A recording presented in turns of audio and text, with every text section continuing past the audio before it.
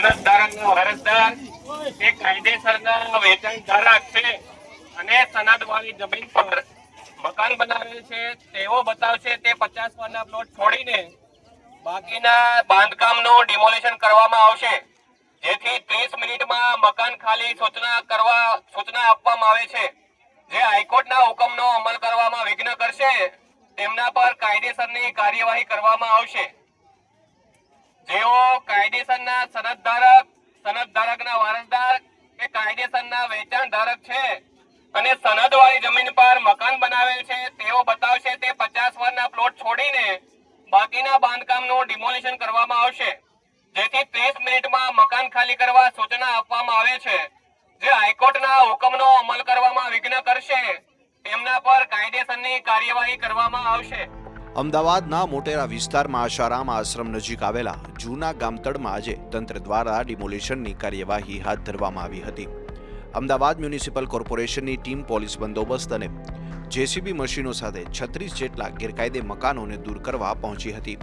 આ કાર્યવાહી સામે સ્થાનિક રહીશોએ ભારે વિરોધ દર્શાવ્યો હતો. ગ્રામજનોએ ગામની બહાર રસ્તો રોકીને કોર્પોરેશનની ટીમને અટકાવવાનો પ્રયાસ કરતા વિસ્તારમાં તણાવપૂર્ણ સ્થિતિ સર્જાઈ હતી.